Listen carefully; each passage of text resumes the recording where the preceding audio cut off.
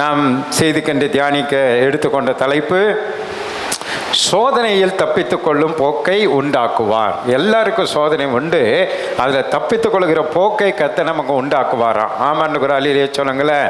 Lord will provide a way out so that you can endure it. நமக்கு ஒரு சோதனை வரும், ஆனால் அதில் தப்பித்து கொள்கிற போக்கை உண்டாக்குவாராம். அதை குறித்து தெளிவாக உங்களோட கூட நான் பேசுகிறேன், நீங்கள் நல்லா கவனிக்கணும். 2-3 விதமான சோதனைகள் இருக்குது. அதில் தேவனால் சோதிக்கப்படுகிறதும் பிசாசினால் சோதிக்கப்படுகிறதும் தன்னைத்தானே தங்களாலேயே சோதனைகள் உண்டாக்குற 3 காரியம் இருக்கும். அதில் 2 காரியம் தெளிவாக சொல்லுவேன், ஒரு காரியம் சிம்பிளாக உங்களுக்கு சொல்லி முடிப்பேன். கர்த்தர் நம்மை ஆசீர்வதிப்பார்.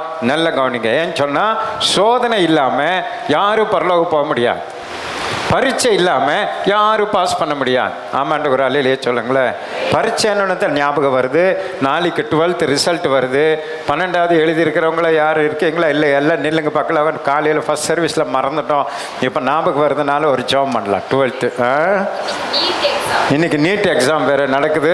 அதுக்காக உங்களுக்காக ஒரு நிமிடம் கண்களை மூடி ஸ்தோத்திர ஆண்டவரே உம்முடைய நாமத்தை மகிமைப்படுத்துகிறோம். இன்றைக்கு நீட் எக்ஸாம் எழுதுகிற பிள்ளைகள் எல்லாருக்கும் கர்த்தர் கிருபை செய்து பாஸ் பண்ண கர்த்தர் உதவி செய்யுங்க. 12th எக்ஸாம் எழுதி பிள்ளைங்க ஆண்டவரே ஒரு பயத்தோடும் எதிர்பார்ப்போடும் அமர்ந்து இருக்கிறத நீங்கள் பார்க்குறீங்க. அவர்களை நல்ல மார்க் எடுத்து பாஸ் பண்ணி ஆண்டவரே எதிர்காலம் ஆசீர்வாதமாக இருக்க கர்த்தர் நீங்கள் உதவி செய்யுங்க. சர்ச்சுக்குள்ளே இருக்கிற ஒருவரும் ஃபெயில் ஆகக்கூடாது ஐயா. எல்லாரும் நல்ல மார்க் எடுத்து பாஸ் பண்ணி பிள்ளைகளுடைய பேர் பெருமைப்பட கர்த்தர் கிருபை செய்யுங்க. இயேசுவின் நாம ஜெபிக்கிறோம் பிதாவே, ஆமென். God bless you. ஹல்லேலூயா. சரி, 1 கொரிந்தியர் 10:13 வாசிங்க. மனுஷனுக்கு நேரிடுகிற சோதனையே அல்லாமல், நல்ல கவனிங்க, மனுஷருக்கு நேரிடுகிற சோதனையே அல்லாமல் வேறே சோதனை உங்களுக்கு நேரிடவில்லை. வேற எந்த சோதனையும் நமக்கு வராது. நீங்க நினைக்கூடாது, என்ன எனக்கு மட்டும் சோதனை, எனக்கு மட்டும் சோதனை நீங்க நினைக்காதீங்க. எல்லாரும் மனுஷருக்கு ஒரு அளவை கர்த்தர் வைத்திருக்கிறார். அந்த அளவை மீற விட மாட்டான். தெரியுதா? மனுஷருக்கு நேரிட சோதனை தான் உங்களுக்கு வருது. தேவன் உண்மை உள்ளவராய் இருக்கிறார். நம்ம ஆண்டவர், நம்மை அழைத்த தேவன் உண்மை உள்ளவராய் இருக்கிறார். உங்கள் திராணிக்கு மேலாக நீங்கள் சோதிக்கப்படுகிறதற்கு, பாத்தீங்களா, நீங்க திராணிக்கு மேல சோதிக்கப்படுவதற்கு அவர் இடம் கொடாமல், அவர் ஒருபோதும் இடம் கொடுக்கவே மாட்டார். உங்களால முடியல, நான் செத்து போயிடுறேன் அப்படின்றாங்க பாருங்க. இயேசு அறியாதவங்க தங்களை மாய்த்து கொள்கிறாங்க. அவங்களுக்கு அந்த சோதனை சகித்து கொள்ள முடியாமல் தற்கொலை பண்ணிடுறாங்க. ஆனால் தேவனுடைய பிள்ளைகளை அப்படி விட மாட்டான். அல்ல இல்லையா? அதான் ஆண்டவர் சொல்றார், திராணிக்கு மிஞ்சி உங்களை என்ன பண்ண சோதிக்கப்படுவதற்கு அவர் இடம் கொடுக்கவே மாட்டார். சோதனையை தாங்கத்தக்கதாக, அந்த வர்ற சோதனையை தாங்கத்தக்கதாக, சோதனையோடு கூட, உங்களுக்கு இருக்கிற அந்த சோதனையோடு கூட அதற்கு தப்பிக்கொள்ளும்படியான போக்கையும் உண்டாக்குவார். தப்பித்துக் கொள்ளும்படியான போக்கையும் உண்டாக்குவார். கரங்களை தட்டி ஆண்டவர் சந்தோஷப்படுத்த. நான் பேசுறது பின்னாடி தெளிவாக கேட்குதுன்றவங்க ஒரு அலையிலையா சொல்லுங்க. பின்னாடி நான் பேசுறது தெளிவாக கேட்குதா? ஏன்னா அன்றைக்கி ஒரு நாள் நான் 12 மணி ஜெபத்தில் நான் பின்னாடி உட்காந்த ஒன்றும் கேட்கல. இவங்க இங்கே பேசுகிறதே அங்கே சரியாக தெளிவாக கேட்கறதில்ல. ஆனால் இன்றைக்கி எல்லாம் கேட்குதா? ஆமேன். கர்த்தர் நம்மை ஆசீர்வதிப்பாராங்க. ஆண்டவர் சொல்ல பாருங்க, அளவுக்கு அதிகமாக உங்களை சோதிக்க மாட்டார். அப்படியே உங்களுக்கு சோதிக்கப்படும் பொழுது அந்த சோதனையிலேருந்து தப்பித்து கொள்கிற ஒரு போக்கை உண்டாக்குவார். அப்படின்னு என்னது? ஒரு வழியை உண்டாக்குவான். அதை கண்டுபிடிக்கணும். அந்த சோதனையில் அதிலிருந்து நம்ம ரிலீஸ் ஆகி வெளியே வருவதற்கான ஒரு வழியை கர்த்தர் நம்ம காண்பிப்பான். அந்த வழியை நாம தான் பயன்படுத்தி வெளியே வரணும்.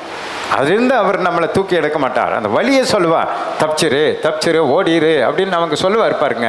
அதை நம்ம கேப்சர் பண்ணி அதை பிடித்து நம்ம அதுலேருந்து நைஸாக என்ன பண்ணிடணும், வெளியே வந்துட்டா ஆண்டு நம்மை ஆசீர்வதிப்பார். சரி, இப்போ தப்பித்துக்கொள்ளும் போக்கை உண்டாக்குவார். லார்ட் வில் ப்ரொவைட் எ வே. 2 விதமான சோதனைகள் நமக்கு உண்டு. அதை முதல்ல நீங்கள் புரிந்து கொள்ளணும். நம்ம எதுக்கு எடுத்தாலே என்ன சொல்வோம்? யார் சோதிப்பான்னு சொல்வீங்க? பிசாசு சோதிக்கிறான்னு அவன் மேலேயே போட்டுடுறோம். ஆனால் 2 விதமான சோதனை இருக்குது. முதல்ல பாருங்க, we have 2 type of temptations. தேவனால் சோதிக்கப்படுதல். முதல்ல தேவன் நம்மை சோதிக்கிறார் என்பதை நீங்கள் மறந்து விடக்கூடாது. சரியா? தேவன் நம்மை சோதிக்கிறார். எதற்காக சோதிக்கிறார் நான் பின்னாடி உங்களுக்கு சொல்லுகிறேன். Being tempted by God. ஆதியாகமம் 22:1-2 வாசிங்க. இந்த காரியங்கள் நடந்த பின்பு, இந்த காரியமெல்லாம் நடந்த பின்பு தேவன் ஆபிரகாமை சோதித்தார். நல்ல கவனிங்க, தேவன் ஆபிரகாமை சோதித்தார். யாரை சோதிக்கிறது? சத்தமா சொல்லுங்க. பாத்தீங்களா? அப்ப நமக்கு யார் மூலமா சோதனை இருக்கு? தேவன் மூலமாக சோதனை இருக்குது. நம்ம பிசாஸ்தான் சோதிக்கிறான்னு ஏமாந்துடக்கூடாது. தேவனும் மனிதனையும் சோதிக்கிறான். என்ன சோதனை ஆபிரகாமுக்கு வாசிங்க. எப்படி எனில் அவர் அவனை நோக்கி ஆபிரகாமே என்றார். அவன் இதோ அடியேன் என்றான். அப்பொழுது அவர் உன் புத்திரனும் உன் ஏகசுதனும் உன் நேசகுமாரனுமாகிய ஈசாக்கை. பாருங்க, 3 காரியத்தை அந்த குழந்தையை குறித்து சொல்றார். இது பிதா இயேசுவை பார்த்து சொன்ன வார்த்தைகள். என்ன வார்த்தை? உன் புத்திரனும் உன் ஏகசுதனும் உன் நேசகுமாரனுமாகிய நேசகுமாரன். இயேசுகிட்ட ஞானஸ்நானம் எடுத்து வெளியே வரும்போது தான் பிதா சொன்னார். என்ன சொன்னார்? இவர் என்னுடைய நேசகுமாரனார். அதே போல இங்க தேவன் ஈசாக்கு சொல்றார் பாருங்க, ஆபிரகாமை பார்த்து உன்னுடைய நேசகுமாரன். 100 வயசுல அந்த குழந்தைய கொடுத்தாரு.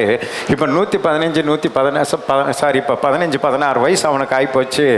ஆபிரகாமுக்கு 116 வயசு ஆயிப்போச்சு. இப்போ அந்த அன்பாக இருந்த அந்த குழந்தைய இந்த நேசகுமாரனை என்ன பண்ண சொல்றாரு பாருங்க. நீ இப்போது நீ அவனை அழைத்து கொண்டு மோரியா தேசத்துக்கு போய் அங்கே நான் உனக்கு குறிக்கும் மலைகள் ஒன்றின் மேல், அங்கே ஒரு மலை உனக்கு சொல்லுவேன், அதன் மேல் அவனை தகன பலியாக பலியிடு என்றார். எவ்வளோ பெரிய சோதனை பாருங்க, எவ்வளோ பெரிய சோதனை பாருங்க. இப்போ நமக்கு சும்மா தசமமாக காணிக்க கொடுங்கனாலே நமக்கு முடிய மாட்டேங்குது. காலையில் சொல்ல மறந்துட்டேன், இப்போ தான் ஞாபகம் வருது. கொடுத்ததுலேருந்து 100 ரூபாயில் 10 ரூபா கொடுறான் அப்படின்னாலே ஏன் கொடுக்கணும், எது கொடுக்கணும், புதிய ஏற்பாடில் இருக்குதா, பழைய ஏற்பாடில் இருக்குதா, ஒரே ஆர்குமெண்ட். 10 ரூபா 100க்கு 10 ரூபா கொடுக்கறதுக்கு நம்ம தரிகணத்துவம் போடுறோம், யோசிக்கிறோம், கொடுக்க மாட்டேங்கிறோம். ஆனால் 100 வயசில் ஒரு குழந்தைய கொடுத்துட்டு அந்த குழந்தைய சிம்பிளாக என்ன பண்ண சொல்கிறாரு? பலி செலுத்த சொல்கிறார். இப்படி ஒரு சோதனை நமக்கு வந்தால் ஒருத்தரும் சர்ச்சுக்குள்ளே இருக்க மாட்டோம். இருப்போமா? என்ன பாஸ்டர் சர்ச்சுக்கு வந்தால் ஆசீர்வாதம்னு சொன்னீங்க, வந்த குழந்தைய கூட இங்கே பலி கேட்குறீங்க, இதெல்லாம் என்ன? இதெல்லாம் நமக்கு ஒத்து வராது. அது குழந்தை இல்லைன்னு அழுது ஜெபம் பண்ணி வாங்கினேன், அந்த குழந்தைய மறுபடியும் கொடுங்கன்றீங்களே. பணத்தை கொடுக்கறதுக்கே நம்மளால் முடிய மாட்டேங்குது, குழந்தைய கொடுக்க முடியுமா? டாட்டா, இந்த கடவுளே நமக்கு வேண்டாம், பரலோகமே இல்லைனாலும் பரவாயில்ல, நான் பூமியோடு போயிடுறேன்னு எல்லாம் ஓடி போயிடும். ஆனால் தன்னந்தனியாக அந்த மனுஷன் தனியாக அவங்ககிட்ட சொன்னார். தன் மனைவிக்கு தெரியாது, மகனுக்கு தெரியாது, வேலைக்காரர்களுக்கு தெரியாது, யாருக்கு தெரியாது. ஆண்டவர் இப்படித்தான் நம்மளை சில சமயம் தனியாக சோதிப்பார், தனியாக விட்டு சோதிப்பார். என்னதான் பண்ணுவான் பார்க்கலாம். பாருங்கள், அந்த மனுஷன் தன் மனைவியின் இடத்துல சொல்லலை. சொல்ல முடியுமா? சொல்ல முடியாது, விடமாட்டாங்க. தன் வேலைக்கார இடத்துல சொல்லலை. வேலைக்கார இடத்துல சொல்ல முடியுமா? சொல்ல முடியாது.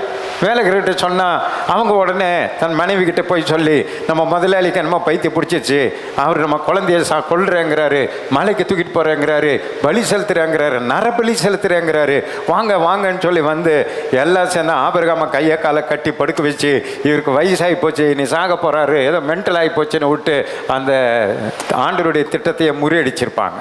அதனால் அவ எவ்வளோ விசுவாசம் பாருங்க, ஆண்டவர் மேலே நம்பிக்கை, பயம். அந்த வார்த்தைக்கு பயந்து மனைவி கிட்ட சொல்ல, தன் வேலைக்காரர்கள் விறகு சுமந்துட்டு வந்தாங்க, மலை அடிவார வரைக்கும் கொண்டு வந்தோன்னே, அங்கேயே நீங்கள் இங்கேயே இருங்க, அந்த விறகை இயேசுக்கு சிலுவை சுமந்ததுக்கு அடையாளமா அங்கே நிழலாம், என் பையன் சுமக்கட்டும், அவர் கையில் கொடுங்கன்னு சொல்லிட்டு மகன் மேலே அந்த விறகை போட்டு 2 பேரும் மலை மேலே போகிறாங்க. அவனுடைய இறுதியை எவ்வளோ சோதனை எப்படி இருந்திருக்கும் நினச்சி பாருங்க.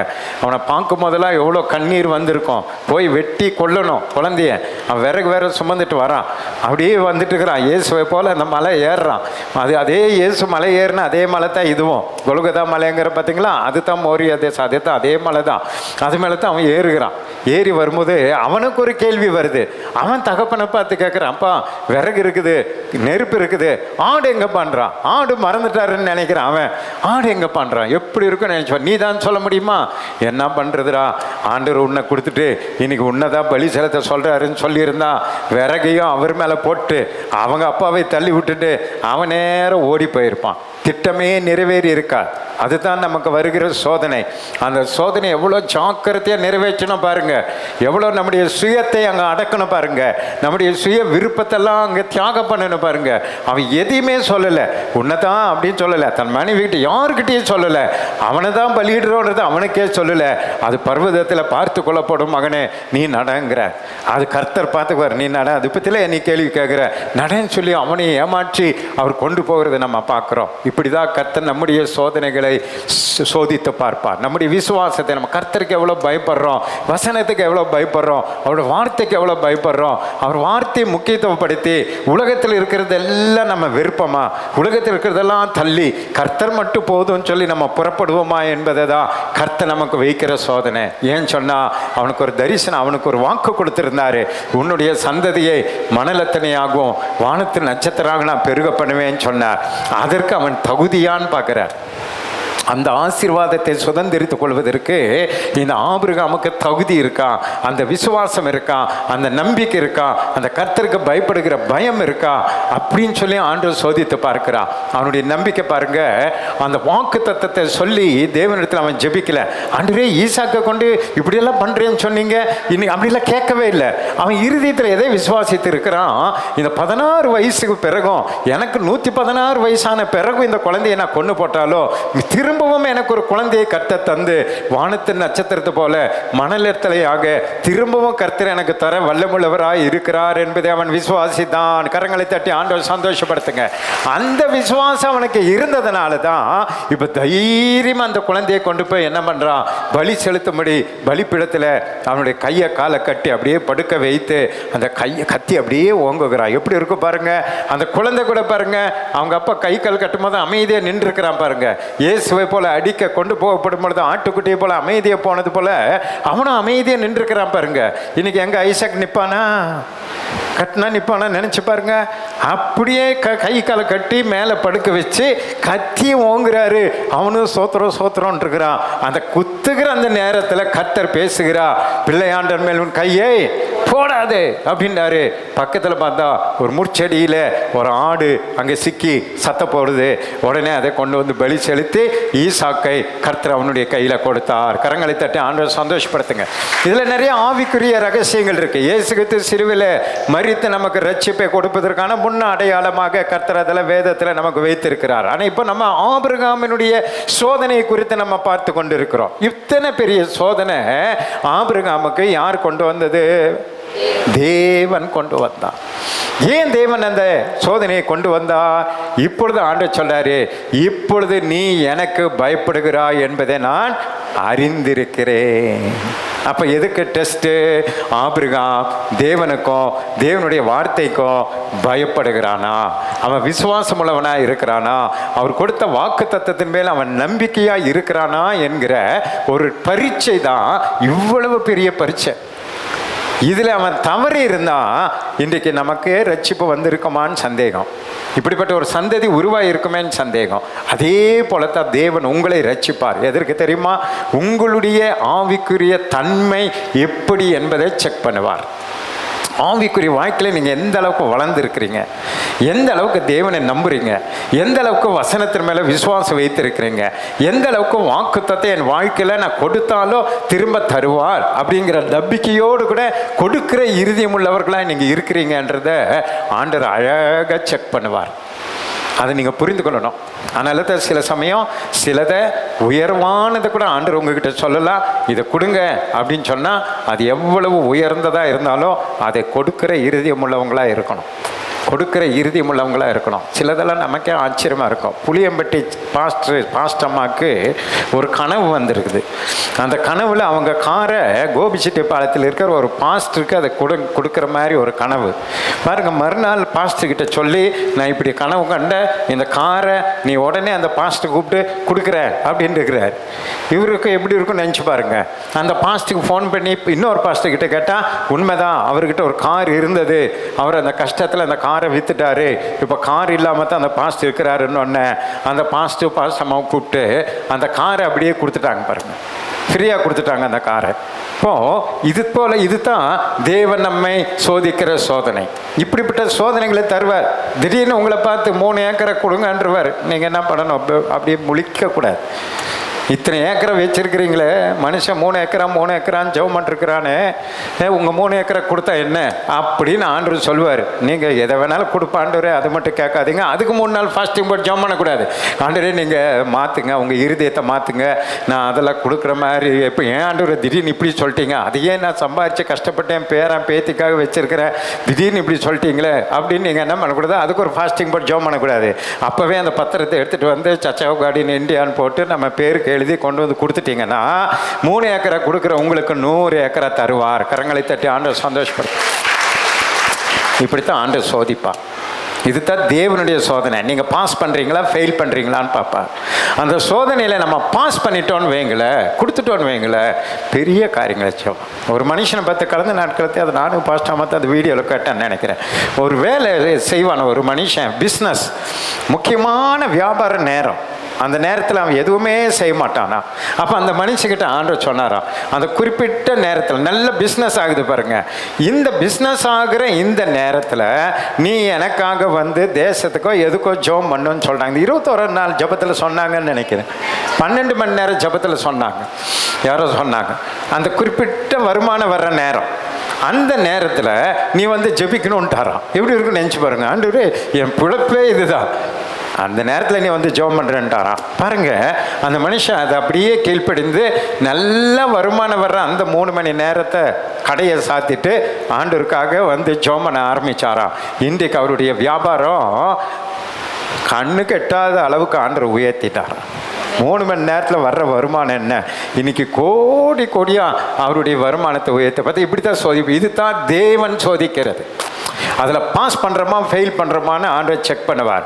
அப்போ இது போல் நேரங்களில் நீங்கள் அந்த யூடியூப்பில் சொன்னாங்க, இந்த யூடியூப்பில் சொன்னாங்க, அவங்க கொடுக்கக்கூடாதுன்னு சொன்னாங்க, இவங்க கொடுக்கக்கூடாதுன்னு சொன்னாங்க, நீங்கள் அவங்க பேச்சை கேட்டு ஆண்டவர் கொடுக்காமல் இருந்துட்டீங்கன்னா இருக்கிற நிலையிலே இருக்கணும், அல்லது கீழே தான் போகணுமே தவிர நம்மை கர்த்தர் மேலே உயர்த்த மாட்டான். நான் சொல்கிறேன் நீங்கள் கொடுக்கக்கூடாது, ஆனால் தேவன் சொன்னால் அது எதுவாக இருந்தாலும் பாருங்கள், குழந்தையவே கொடுத்து அவன் வெற்றி பெற்றான். கரங்களை தட்டி ஆண்டவர் சந்தோஷப்படுத்துங்க. இன்றைக்கு வரைக்கும் ஆபிரகாமே நம்மள யாருடைய பிள்ளைங்க? ஒரு குழந்தையை கொண்டு போய் கொடுத்தான். இப்போ நாம் எல்லாம் ஆபிரகாமின் பிள்ளைகள், நாம் எல்லாம் ஆபிரகாமின் மடியில் போய் அமருகிற பிள்ளைகள். வானத்து நட்சத்திரத்தை போல, பூமியின் மணலை போல இன்னைக்கு கர்த்தர் பெருக பண்ணி கொண்டே இருக்கிறார். ஒரு ஆத்மா ரட்சிக்கப்பட்டா அது ஆபிரகாம் பேரில் போய் கணக்கில் சேருது. அல்லேலூயா! எத்தனை பெரிய பாக்கியம் பார்த்தீங்களா? இதுதான் தேவன் நம்மை சோதிக்கிற சோதனை. இப்படிப்பட்ட சோதனை நமக்கு வரும் பொழுது நீங்கள் ஆபிரகாமை நினைத்து கொள்ளுங்க. அந்த சோதனைகளை சகிக்கிற மனுஷன் பாக்கியவான். சகித்து அதை பொறுப்பெடுத்து கர்த்தருடைய வார்த்தைன்னு சொல்லி நீங்கள் செஞ்சு பாருங்க. ஆண்டவர் உங்கள் வாழ்க்கையில் கர்த்தர் ஆபிரகாமை ஆசீர்வதித்த தேவன் நம்மையும் ஆசீர்வதிப்பார். கரங்களை தட்டி ஆண்டவர் சந்தோஷப்படுத்தி பாருங்க. ஆபிரகாம் தேவனால் சோதிக்கப்பட்டான். Abraham was tempted by God. 2வது பாருங்க, யோபுவை கர்த்தர் ஆசீர்வதித்தார். யோபு 1ஆம் அதிகாரம் 6லிருந்து 12 வரைக்கும் வேகமாக வாசிங்க, அதை நான் அப்படியே சொல்லிட்டு போறேன். ஒரு நாள் தேவபுத்திரர் கர்த்தருடைய சன்னதியில் வந்து நின்றபோது சாத்தானும் அவர்கள் நடுவில் வந்து நின்றான். கர்த்தர் சாத்தானை பார்த்து, நீ எங்கே இருந்து வருகிறாய் என்றார். சாத்தான் கர்த்தருக்கு பிரதியுத்தரமாக, பூமி எங்கும் உலாவி அதில் சுற்றித் திரிந்து வருகிறேன் என்றான். பிசாசு எங்கெல்ல சுத்துறானா? பூமி எங்கும் இருக்கிறேன்றவங்க அல்லையிலே சொல்லுங்க. எங்கெல்ல சுத்துறான்? பூமி எங்கும் சுத்துறான். ஆண்டவர் சில சமயம் சோதிக்கிறது போல இப்போ என்னையும் ஒரு சோதனை வச்சிருக்கார். இது பூமி எங்கே சுற்றுறான்னு ஞாபகம் வருது, சொல்கிற பாருங்க. இவன் விசாவே இல்லாமல் உலகப்புறம் சுற்றுறா பாருங்க. போன வாரம் சிங்கப்பூர் போயிட்டு வந்தாங்க பிஜு பிரதர் குடும்பமாக.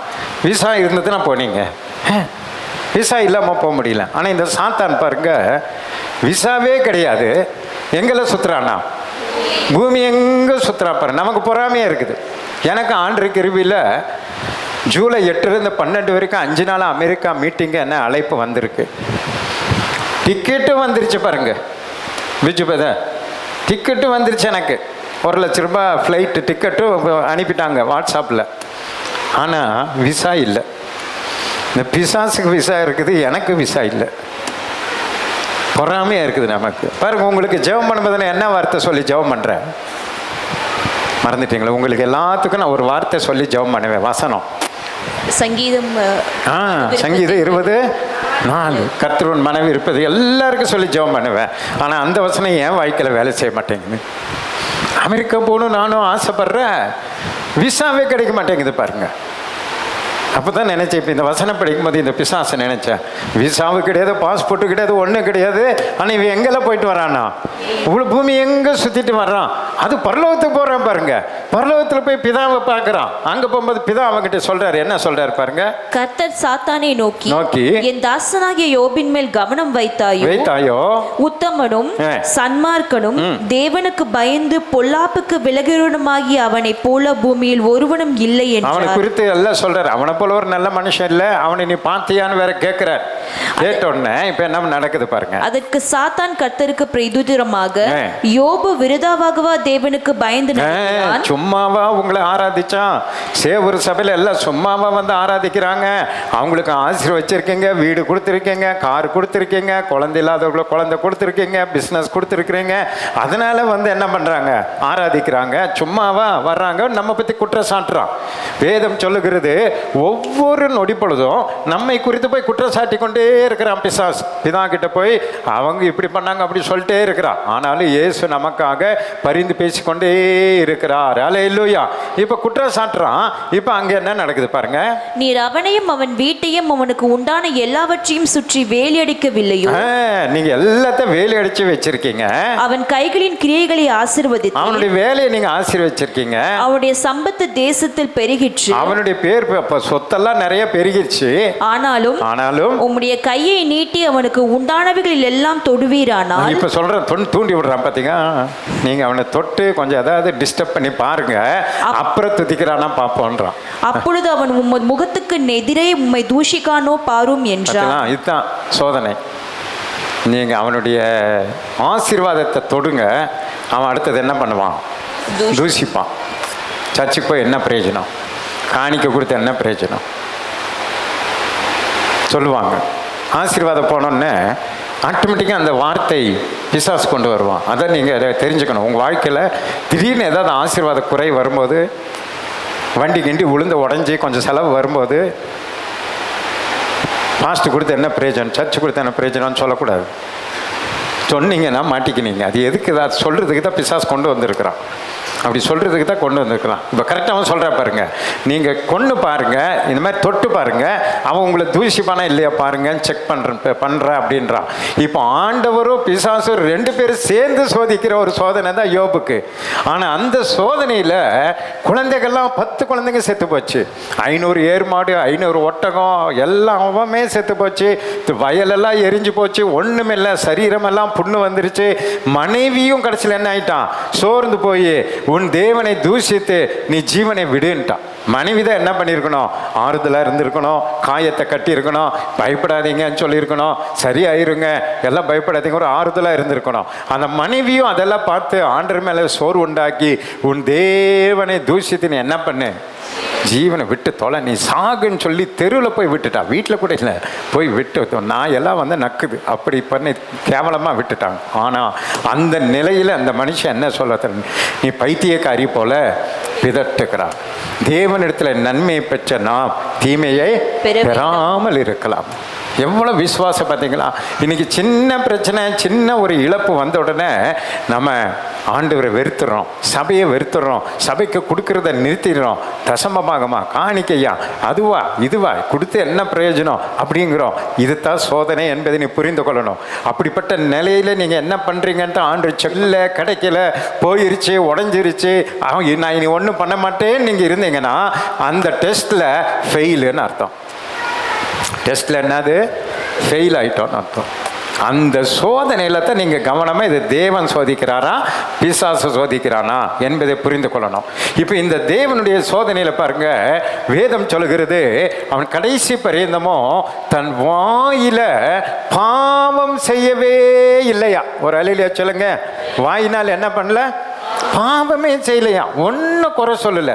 அவனுடைய ஃப்ரெண்ட்ஸ் எல்லாம் வந்து குறை சொல்லிகிட்டே இருக்கிறாங்க. என்ன சொல்கிறாங்க, நீ ஏதோ பாவம் செஞ்சுருக்கிற, நீ ஏதோ தப்பு பண்ணியிருக்கிற, நீ தேவனுக்கு விரோதமாக என்னமோ நீ பண்ணியிருக்கிற, இல்லைன்னா இவ்வளோ பெரிய பிரச்சனை உனக்கு வராது, இவ்வளோ பெரிய தண்டனை உனக்கு வந்திருக்காது, இல்லை யோபு நீ என்னவோ பண்ணியிருக்கிற, நீ ஞாபகப்படுத்தி, நீ யோசனை பண்ணுன்னு பல நாட்கள் அவங்ககிட்ட உட்காந்து பேசுகிறாங்க. போகவும் மாட்டேங்கிறாங்க. கூடவே உட்காந்துட்டு அவனை அப்படியே பிச்சு எடுக்கிறாங்க. ஆனால் கடைசியில் அவன் என்ன பண்ணான், அத்தனையை கேட்டுட்டு அவங்களுக்கு ஒரு ஜெபம் பண்ணான். போகிறேன்ற நேரத்தில் இருங்கப்பா உங்களுக்கு ஒரு ஜெபம் பண்ணுறேன் அப்படின்னு சொல்லி தன் சிநேகிதர்களுக்காக அவன் ஜெபம் பண்ணா பாருங்க, அவனுடைய சிறையிருப்பை கர்த்தர் மாற்றினார். கரங்களை தட்டி ஆண்டவர் சந்தோஷப்படுது. அப்போ உங்ககிட்ட எத்தனையோ பேர் உங்களை பாவின்னு சொல்லலாம், அதனால உங்களுக்கு வியாதி வந்துருச்சுன்னு சொல்லலாம், உங்களை என்னென்னமோ டிஸ்டர்ப் பண்ணலாம். ஆனால் நீங்கள் கர்த்தர் இடத்துல மட்டும் நீங்கள் ஜாக்கிரதையாக இருக்கணும். கர்த்தர் கொடுத்தா, கர்த்தர் எடுத்தா, கர்த்தருக்கே ஸ்தோத்திரம். எல்லாவற்றுக்கும் ஸ்தோத்திரம் சொல்லுங்க. அந்த மாதிரி யோபு ஸ்தோத்திரம் ஸ்தோத்திரம் ஸ்தோத்திரம். ஆண்டவரே இவங்கெல்லாம் சொல்கிறாங்க உமக்கு தெரியும் அப்பா ஸ்தோத்திரம், என்னை பற்றி உமக்கு தெரியும் ஸ்தோத்திரம், என் மனைவிக்கு தெரியாது, ஃப்ரெண்ட்ஸுக்கு தெரியல, யாருக்கு தெரியல, உங்களுக்கு தெரியும் ஸ்தோத்திரம் ஸ்தோத்திரம். நீங்கள் எல்லாம் எடுத்தாலும் பரவாயில்ல ஸ்தோத்திரம்னு சொல்லி துதித்து கொண்டே இருந்தா பாருங்க, கர்த்தருடைய சிறையிருப்பை மாற்றின உடனே எல்லாம் டபுள் டபுளாக வந்துச்சு. இழந்து போனது அத்தனை எத்தனை என்ன கொடுத்தாரு, ரெட்டத்தனையாக கொடுத்தார். அதே மனைவியின் இடத்துல மறுபடியும் 10 குழந்தைங்களை கொடுத்தா. பூமியில் 10 குழந்தைங்க, ஏற்கனவே மரித்த பரலோகத்தில் 10 குழந்தைங்க, பரலோகத்தில் போனால் எத்தனை குழந்தைங்க, 20 குழந்தைங்க. எல்லாத்துலேயும் டபுள் டபுளாக கொடுத்து அந்த யோபுவை கர்த்தர் ஆசீர்வதித்தாருன்னா, யோபுவை தேவன் சோதிக்கும் பொழுது அந்த சோதனையை அவன் ஜெயித்தான். கர்த்தர் அவனை உயர்த்தினார். கரங்களை தட்டி ஆண்டவர் சந்தோஷப்படுத்துங்க பார்க்கலாம். அப்போ தேவனுடைய சிற்றை எதற்காக நமக்கு தருகிறார் என்பதை நீங்க புரிந்து கொள்ளணும். தேவன் எதற்காக நம்மை சிட்சிக்கிறாருன்னா, எபிரேயர் 12ஆம் அதிகாரம் 6ல இருந்து ஒரு சில வசனங்களை வேகமா வாசிங்க. கர்த்தர் எவனிடத்தில் அன்பு கூறுகிறாரோ, கர்த்தர் எவனிடத்தில் அன்பு கூறுகிறாரோ அவனை அவர் சிட்சித்து, அவனை பார்த்தீங்களா, கர்த்தர் யார் இடத்துல அன்பு கூறுகிறாரோ அவனை சிட்சிக்கிறார். உங்களுக்கு சிட்சையே வரல அப்படின்னா உங்களை ஆண்டவர் என்ன பண்ணலன்னு அர்த்தம், அன்பு கூறலன்னு அர்த்தம். அதனால தான் ஆண்டவரே நான் நேசிங்கன்னு ஜெபம் பண்ணோம். நேசிக்கிறவர்களுக்கு கட்டாயம் என்ன வரும், சிச்சை வரும். ஏன் சிச்சை வரும் சொல்றாரு பாருங்க வேகமா. தாம் சேர்த்து கொள்கிற எந்த மகனையும் தண்டிக்கிறார். பார்த்தீங்களா, சேர்த்து கொள்கிற, உங்களை பரலோகத்தில் சேர்த்து கொள்ளணும்னு ஆண்டவர் முடிவு பண்ணிட்டாருன்னா, பரலோகத்தில் உங்களை அவரோடு கூட சேர்த்து கொள்ளணும்னு ஆண்டவர் திட்டம் வச்சுட்டாருன்னா, அந்த மனுஷனை கட்டாயம் ஆண்டவர் என்ன பண்ணுவாரு, சிச்சிப்பாரு. என்று பிள்ளைகளுக்கு சொல்லுகிறது போல உங்களுக்கு சொல்லி இருக்கிற புத்திமதியை மறந்தீர்கள். இப்படிப்பட்ட ஒரு புத்திமதியை நீங்க என்ன பண்ணிட்டீங்க, மறந்துட்டீங்க. ஏன் ஆண்டவர் தண்டிக்கிறார் சிச்சிக்கிறாருந்தே மறந்துட்டு சிச்சிக்கும் போது ஆண்டவர் விட்டு ஓடி போயிடுறீங்க, சோர்ந்து போயிடுறீங்க. எதை கர்த்தருக்கு செய்து கொண்டிருந்தீங்களோ அதை செய்யறதில்லை. உற்சாகமாக ஆத்மா ஆதாயம் பண்ணதை விட்டுடுறீங்க, உற்சாகமாக கொடுத்ததை விட்டுடுறீங்க, உற்சாகமாக ஆராதித்ததை விட்டுடுறீங்க, வார வாரம் ஊழியத்துக்கு சபைக்கு வந்ததை விட்டுடுறீங்க. அப்படியே சோர்ந்து போய் முன்னாடி இருந்தாலும் அப்படியே பின்னாடி பின்னாடி பின்னாடி போய் அப்படியே வெளியே போயிடுறீங்க. இது டேஞ்சர். உங்களை ஏன் சிச்சிக்கிறா, உங்களை கர்த்தர் நேசிக்கிறா. அந்த சிச்சித்த அதைத்தான் தாவீது சொல்றாரு, உமது கோலும் உமது தடியும் என்னை தேய்ச்சும். கோல்னு சொன்னா நமக்கு ஆதரவு கோல், ஆகாரத்தை உடைச்சு கொடுக்கும், உடைச்சு கொடுப்பார் ஒரு மெய்ப்பன், அதை உடைச்சுக்கும், அதை கோல். அதையே திருப்பி பிடிச்சேன்னா தடி. குறும்பு பண்ணால் அந்த ஆடை என்ன பண்ணுவார், அடிப்பார். அங்கே போகாத, வயலுக்கு போகாத, அதை சாப்பிடாத, அடித்து நேர்வழிப்படுத்துவா. அப்போ அந்த அடிக்கும் பொழுது அந்த ஆடு என்ன பண்ணிடக்கூடாது, அந்த மெய்ப்பனை விட்டு ஓடிடக்கூடாது. ஓ நான் ஏதோ தப்பு பண்ணியிருக்கிறேன் அதனால் சரி பண்ணணும்னு கரெக்டாக மெய்ப்பன் கிட்ட வரணும். அதுதான் கிறிஸ்தவ வாழ்க்கை. நாம் என்ன பண்ணுறோம், எதாவது தண்டித்த உடனே ஐயோ ஆண்டவர் என்ன அடிக்கிறார் தண்டிக்கிறாருன்ட்டு இது ஆண்டவரும் வேண்டாம் ஒன்றும் வேண்டாப்பா அப்படின்னு ஓடிடுற பாருங்க. அதில் தான் நம்மளை பிரித்து எடுப்பார். நல்லது எது, கெட்டது எது, கீழ்ப்படிக்கிறது எது, கீழ்ப்படியாது எதுன்னு அவர் செக் பண்ணுவார். அதனால தான் அவர் சொல்றார் பாருங்க, அவர் யாரை நேசிக்கிறாரோ அவரை சிச்சிக்கிறார். படிங்க. நீங்கள் சிச்சையை சகிக்கிறவர்களாய் இருந்தால், பாத்தீங்களா, நீங்க அந்த சிச்சையை சகிக்கிறவர்களா இருந்தா தேவன் உங்களை புத்திரராக எண்ணி நடத்துகிறார். ஆமென். அப்பதான் ஆண்டவர் அவருடைய பிள்ளையாய் நம்ம நினைப்பார். ஒரு அல்லேலூயா சொல்லுங்க. நீங்க உண்மையா ஆண்டவருடைய பிள்ளையாய் இருக்கணும்னா ஆண்டவரை அடிக்கிற உதைய வாங்கணும். தகப்பன் சிச்சியாத புத்திரன் உண்டோ? எந்த அப்பாவாவது குழந்தைய அடிக்காம இருப்பாங்களா? படிங்க. எல்லாருக்கும் கிடைக்கும் சிச்சை உங்களுக்கு கிடையாதிருந்தால், அதே போல எல்லாருக்கும் கிடைக்கிற அந்த தண்டனை இயேசுகிறிஸ்து மூலமா உங்களுக்கு கிடைக்காம இருந்துச்சுன்னா, நீங்கள் புத்திரராய் இராமல் நீங்க வேசி ஆண்டவருடைய பிள்ளையா இராமல் வேசி பிள்ளைகளாய் இருப்பீர்களே. பாத்தீங்களா, பாவம் செஞ்சிட்டு இருப்பீங்க. அதுக்கு தான் தண்டிக்கிறா, அதுக்கு தான் சிச்சிக்கிறா. வழி நம்ம விலகும் போது அப்படியே மண்டை மேலே அடிப்பார்.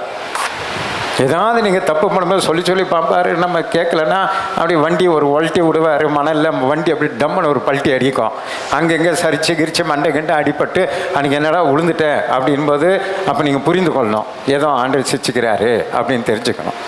வேலை செய்கிற இடத்துல ஏதோ ஒரு ட்ரபிள் வரும்போது நீங்கள் புரிஞ்சுக்கணும், நான் ஏதோ தப்பு பண்ணியிருக்கேன். நாமே நிதானித்து அறியணும். ஏன் நடந்தது அப்படின்னு ஆண்டவர் ஞாபகப்படுத்துவார். ஒழுங்காய்க்கோ, ஒழுங்க திருந்திரு, நீ கொஞ்சம் வழி விலைக்கு போகிற அப்படின்னு ஒரு மிரட்டுவார். நாமளே திரும்பி வந்துடணும். இதுக்காக ஒருத்தரை வச்சு எல்லாம் பண்ண மாட்டார். புரியுதா? உங்களை தனித்தனியாக ஆண்டவர் கவனிப்பார். தனித்தனியாக கோலும் தடியும் வச்சு உங்களை நடத்துவா. அப்போ அப்படியே ஒரு விடுறாருன்னா அந்த ஆடு கண்டுபிடிச்சிக்கணும். கண்டுபிடிச்சு பாருங்க என்ன பண்ணணும், வேசி பிள்ளைகளை ஆயிருவீங்க. ஆனால் நீங்க நல்ல பிள்ளைகளா இருக்கிறதுக்காக ஆண்டவர் நம்மை சிச்சிக்கிறார். அன்றியும் நம்முடைய சரீரத்தின் தகப்பன்மார்கள் நம்மை சிச்சிக்கும் போது, நம்ம அப்பா அம்மா நம்மை சிச்சிக்கும் போது, அவர்களுக்கு நாம் அஞ்சி நடந்திருக்க, அவங்க ஒரு மிரட்டுற ஒரு அப்பா இருந்தா எப்படி பயப்படுவோம், பயந்து நடப்பாங்க பிள்ளைங்க. நடப்பது போல நாம் பிழைக்கத்தக்க ஆவிகளின் பிதாவுக்கு, பாத்தீங்களா, அடுத்தது நம்ம என்ன பண்ணணும், நம்ம பிழைக்கத்தக்கதாக ஆவிக்குரிய வாழ்க்கையில உலகத்துல பரலோக போய் பிழைக்கத்தக்கதாக ஆவிகளின் பிதாவுக்கு வெகு அதிகமாய் அடங்கி நடக்க வேண்டும் அல்லவா? வெகு அதிகமாய் என்ன பண்ணணுமா? அடங்கி நடக்கணும். கிறிஸ்தவ வாழ்க்கை என்பது அடக்கம் உள்ள ஒரு வாழ்க்கை. எல்லாத்திலும் அடங்கணும். அடங்கிறது தான் கிறிஸ்தவ வாழ்க்கை. அதை அடக்கிறதுக்கு தான் அவர் குச்சி எடுக்கிறார். டீச்சருங்களை எதுக்கு இப்போல்லாம் குச்சி எடுக்க கவர்மெண்ட்டில் விடுறதில்ல. ஆனால் நம்ம எல்லாம் படிக்கும்போது எப்படி பிடி மாஸ்டர் கையில் ஒரு அப்படியே பெரம்பு இருக்கும், பின்னி எடுத்துடுவார். அப்படி நகத்தை காட்டுறான்வார். போய் காட்டினா அவ்வளோதான், முட்டியில் விழும். ஹாஃப் பேண்ட் போடாமல் பிடி கிளாஸுக்கு போடாமல் போனால் தொடப்பிச்சு விடுவார். கணக்கு வைத்தர் பின்னி எடுப்பார். எதற்காக? அந்த அடித்தாங்க, ஏதோ அரைக்குறை 10வது பாஸ் பண்ணோம். அந்த அடி வாங்கலைன்னா அது கூட பாஸ் பண்ணியிருக்க மாட்டோம். இன்னைக்கு அடியே இல்லாமல் பண்ணிட்டாங்க. ஆனால் இங்கே ஆண்டவர் என்ன சொல்றாருன்னா, எதற்காக உங்களை என்னையும் ஆண்டவர் சிச்சிக்கிறாரா? ஆவிகளின் பிதாவுக்கு வெகு அதிகமாய் அடங்கி நடக்கணும், அடங்கணும். இந்த ஊரில் வெள்ளை ஆடெல்லாம் பார்த்தீங்களா, இது அடங்காது. இதை அடக்கிறதுக்கு என்ன பண்ணுவாங்க, காலையும் கழுத்தையும் போட்டு கட்டி விட்டுருவாங்க. நீங்கள் கவனிச்சு பாருங்களேன், இது கால் நொண்டிகிட்டே போகும். ஏன்னா அது அடங்கிறது கிடையாது. இதை அடக்கிறதுக்கு வேறு வழியே கிடையாது. கழுத்தையை காலையை கட்டி விட்டுருவாங்க. இது போலத்தான் நாமும் அடங்காமல் இருந்தோன்னு வைங்க, ஆண்டு ஏதோ ஒன்று கட்டி விட, கையை உடைச்சிருவார், காலை உடைச்சி ஏதோ ஒன்று பண்ணி விட்டுருவார். நம்மளால் வேகமாக போக முடியாமல் பண்ணிடுவார் பாருங்க. இது நம்ம அடங்கணும். அதுக்கு தான் நம்ம செம்மறி ஆடுகளை போல அடங்கி நடக்க கத்த நம்மை சிச்சிக்கிறார் என்பதை புரிந்துக்க. அப்போ தேவன் எதற்காக சிச்சிக்கிறான்னு உங்களுக்கு என்ன புரியுது? ஒரு அல்லேலூயா சொல்லுங்க பார்க்கலாம். அல்லேலூயா சொல்லக்கூடாது. எதற்காக சிச்சிக்கிறார்? அவருடைய பிள்ளைகளாக இருக்கும்படி சிச்சிக்கிறார். அவரோடு கூட பரலோகத்தில் சேர்த்து கொள்ளும்படி உங்களை சிச்சிக்கிறார். ஆவிக்குரிய வாழ்க்கையில் நீங்கள் பெஸ்ட்டாக இருக்கணும்னு சிச்சிக்கிறார். புரியுதுன்னு ஒரு அல்லேலூயா சொல்லுங்க. ஒரு ப்ரமோஷன், அடுத்தது உங்களை அடுத்த நிலையை கொண்டு போவார். உங்களை பாஸ் பண்ணி ஊழியக்காரர் ஆக்குவார், உங்களை தீர்க்கதரிசி ஆக்குவார், உங்களை பெரிய ஐஸ்வர்யவான் ஆக்குவார். உங்கள் தொழிலில் ஒரு பெரிய காரியங்களை செய்வதற்கு தான் ஒரு டெஸ்ட் வைக்கிறாரு. அந்த டெஸ்ட்டில் நீங்கள் பாஸ் பண்ணிட்டீங்கன்னா அடுத்த நிலைக்கு கர்த்தர் ஆபிரகாமை போல, யோபுவை போல கர்த்தர் நம்மை கொண்டு போவார். அல்லேலூயா. இதில் படிக்க முடியுமா? அவர்கள் தங்களுக்கு நலம் என்று தோன்றினபடி கொஞ்ச காலம் சிச்சித்தார். நம்ம அப்பா அம்மா கொஞ்ச நாள் சிச்சிப்பாங்க, தலைக்கு மேல நம்ம வளர்ந்தன விட்டுருவாங்க. இவரோ தம்முடைய பரிசுத்தத்திற்கு நாம் பங்குள்ளவர்கள் ஆகும் பொருட்டு, பாத்தீங்களா, அவரை போல பரிசுத்தத்திற்கு நம்ம எல்லாம் பங்குள்ளவர்கள் ஆகும்படி நம்முடைய பிரயோஜனத்திற்காகவே நம்மை ஆமென். கரங்களை தட்டி ஆண்டவர் சந்தோஷப்படுத்தப்பாங்களா? நம்முடைய பிரயோஜனத்துக்காக நம்மை சிச்சிக்கிறார். பக்கத்துல பார்த்து சொல்லுங்க, உங்க பிரயோஜனத்துக்கு தான் உங்களை அடிக்கிறாரு. இல்லை, நம்ம பிரயோஜனம் யார் எவ்வளோ ஆண்டவர் நல்லவர் பாருங்க. நம்ம பிரயோஜனம், நமக்கு ஒரு பிரயோஜனப்படும்படி தேவன் சிச்சிக்கிறார். ஆனால் பிசாசு சிச்சு அப்படி இருக்காது. அவனுடைய பிரயோஜனத்துக்காக நம்மளை சிச்சிப்பான். நம்ம எல்லாம் நரகத்துக்கு கொண்டு போக முடியும், அவன் சிச்சிப்பான். ஆனால் தேவன் உங்களை சிச்சித்தாருன்னா நம்முடைய பிரயோஜனத்துக்காக, ஆவிக்குரிய வாழ்க்கையில், ஆசீர்வாதத்தில், விசுவாசத்தில், வல்லமை வரங்கள் கிருபைகளில், பூமியில் பெருமைப்படுகிறதுல, இதிலெல்லாம் ஆபிரகாம் ஈசாக்கு யாக்கோபை போல நீங்கள்லாம் ஆசீர்வாதமாக இருக்கும்படி தான் சின்ன சின்ன தப்புங்க எல்லாம் செய்யும்போது அவரே தண்டித்து கொண்டு வருவான். தாவீது பாருங்க, ஒரு பெரிய பாவம் பண்ணிட்டு நல்லவன் போல மறைச்சிட்டான். அந்த ஒருத்தருடைய மனைவி கூட பாவம் செய்துட்டான். அதை மறைக்கிறதுக்கு அந்த புருஷனை கொன்னுட்டான். முன்னாடி இதில் யுத்தத்தில் முன்னாடி விட சொல்லி கொன்னுட்டான். அந்த சூழ்நிலை உங்களுக்கு தெரியும். இப்போ இந்த அவங்க மனைவியை நான் மட்டும் இவன் கல்யாணம் பண்ணிட்டான். இப்போ அந்த ஊர் மக்கள் என்ன நினைப்பாங்க, சே தாவீது எவ்வளோ நல்ல ராஜா பாருங்க, ஒரு விதவைக்கு வாழ்க்கை கொடுத்துட்டாரு அப்படின்னு பாராட்டியிருப்பாங்க. நல்ல மனுஷன் பாராட்டியிருப்பாங்க. இவர் அதை சாதகமாக எடுத்துக்கிட்டு அந்த மனைவியை கல்யாணம் பண்ணி வச்சுக்கிட்டு நல்லவ மாதிரி நடித்து கொண்டு இருந்தான். புரியுது உங்களுக்கு? ஆனால் அவனுக்கு ஒரு தப்பித்து கொள்ளும்படியான போக்கை கர்த்தர் உண்டு பண்ணினா. எப்போ உண்டு பண்ணினா? ஒரு நாத்தான் தீர்க்கதரிசியை அனுப்பி அவனுக்கு ஒரு கதையை சொல்ல வச்சார். இப்படி ஒரு கதை நடக்குது, இப்படி ஒரு சம்பவம் நடந்தால் அவனுக்கு என்ன தண்டனை கொடுக்கணும்னு தாவீதுகிட்டே கேட்க சொன்னார். தாவீது அப்படிப்பட்ட ஒரு சம்பவம் நடக்கிற அந்த மனுஷனை நம்ம வெட்டி என்ன பண்ணணும், அவனை கொல்லணும் அப்படின்னு தீர்ப்பு சொன்னார். அப்போ நாத்தான்வேல் தீர்க்கதரிசி சொன்னார், அது வேறு யாரு கிடையாது, நீந்தாப்பா, உன்னைதான் கொல்லணும்னாரு. உடனே அவன் உணர்வடைந்து 3 நாள் போய் ஃபாஸ்டிங் போட்டு ஆண்டவரிடத்தில் மன்னிப்பை பெற்று மீண்டும் ப்ரமோஷன் வாங்கினான். புரியுதா? இதுதான் தப்பித்துக் கொள்கிற போக்கை உண்டு பண்ணுகிற தேவன். நம்முடைய காரியங்களை வெளிப்படுத்தி நம்மை சிட்சித்து நமக்கு கற்றுக் கொடுத்து மீண்டும் நம்மை தூக்கி எடுத்து மீண்டும் பிரகாசிப்பிக்க பண்ணுகிற தேவன் நம்முடைய தேவன். கரங்களை தட்டி ஆண்டவர் சந்தோஷப்படுத்துங்க பார்க்கலாம். சரி, இப்போ இயேசு அடுத்தது பிசாசினால் சோதிக்கப்படுதல் என்னன்றதை பார்த்து நம்ம ஜெபம் பண்ணலாம். Bring tempted by the devil. மத்தேயு 4ஆம் அதிகாரம் 1-11 வரைக்கும் ஒரு சம்பவம், உங்களுக்கு தெரிந்த சம்பவம், அது படிங்க, நான் அப்படியே சொல்லிட்டு போறேன்.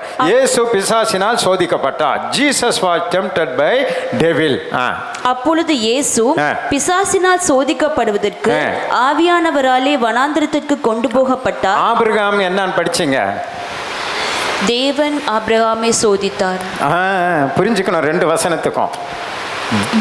தேவன் ஆபிரகாமை சோதித்தார். இங்க இயேசு பிசாசு. பார்த்தீங்களா? அந்த வசனத்தின் வித்தியாசத்தை நீங்க புரியணும், அந்த தியானிக்கணும்ன்றது. அங்க தேவன் சோதிக்கிறார், இங்க இயேசுவை பிசாசு சோதிக்கிறான். இப்ப பிசாசுடைய சோதனை எதற்காக வருதுன்றது பாருங்களேன். அவர் இரவும் பகலும் 40 நாள் உபவாசமாய் இருந்த பின் 40 நாள் உபவாசம் இருந்துட்டு வராரு. அவருக்கு பசி உண்டாயிற்று. பாத்தீங்களா? பசி உண்டாச்சு. அப்பொழுது சோதனைக்காரன் அவரிடத்தில் வந்து, பாத்தீங்களா? இன்னைக்கு 40 நாள் உபவாசம் பண்ணிட்டு வந்தா வீட்டுக்கு யார் வருவா? சோதனைக்காரன். பிசாசு தான் வரான் பாருங்க. முதல்ல அதான் தெரிஞ்சுக்கணும். ஃபாஸ்டிங் இருக்கும், முதல்ல ஜாக்கிரதை இருக்கணும். பிசாசு நிற்கிறான் பாருங்க. நின்றுட்டு 3 விதத்தில் சோதிக்கிறான். 3ல் எப்படி ஜெயித்தார் என்பதை நம்ம சுருக்கமாக பார்ப்போம். வாசிங்க. நீ தேவனுடைய குமாரனே ஆனால் இந்த கல்லுகள் அப்பங்களாகும்படி சொல்லும் என்றார். முதல்ல அந்த பசியை பயன்படுத்தலாம். உங்கள் வாழ்க்கையில் அப்படிதான் பிசாசு பசியை பயன்படுத்துவான். ரொம்ப ஜாக்கிரதை இருக்கணும். பசின்னு சொன்னால் வெறும் வயிற்று பசி மட்டும் நீங்கள் நினைக்கக்கூடாது. உங்களை கடனாளி ஆக்குவான். நீ உங்கள் லோன் எடுத்துகிட்டு திருப்பி கட்ட விட மாட்டான். நீங்கள் வண்டி வாங்கியிருந்தீங்கன்னா அதுக்கு ஃபைனான்ஸ் கட்ட விட மாட்டான். இப்படி நிறைய பசி உண்டாக்குவான். இந்த பசி உண்டாக்கும் போது நம்மளை பிசாசு என்ன பண்ணுவான்னா, சரி நீ அதில் நீ வேலை செய்கிற இடத்துல அது ஒரு 10,000 ரூபாய் திருடு, தப்பில்லை, அதெல்லாம் ஒன்றும் ஆண்டர் கோச்சிக்க மாட்டார். அங்கே ஒரு கடனை வாங்கிட்டு அவங்கள ஏமாத்திரு, அது ஒன்றும் தப்பில்லை. இப்படியெல்லாம் நமக்கு ஐடியா கொடுப்பான். இதுதான் அவனுடைய திட்டம். நம்முடைய பசியை பயன்படுத்துவான். இப்போ பசியை பயன்படுத்தி இவரை கல்லை சாப்பிட வச்சு அவனுக்கு கீழ்ப்படிய வச்சு அவருடைய தெய்வீக தன்மையை முறியடித்து அவரை தெய்வம் இல்லாமல் பண்ணணும். என்றைக்குமே சாத்தான் நம்முடைய ஆவிக்குரிய வாழ்க்கையை கெடுத்து குட்டிச்சுவராக்கி நம்ம நரகத்தை கொண்டு போகிறதுக்கு தான் சோதிப்பான். அவன் தீமைக்காக சோதிப்பான். இயேசு நம்முடைய நன்மைக்காக சோதிப்பார். கரங்களை தட்டி ஆண்டவரை சந்தோஷப்படுத்துங்க. இயேசுவை ஒன்றும் இல்லாமல் பண்ணணும், அதுக்கு பசியை பயன்படுத்துகிறான்.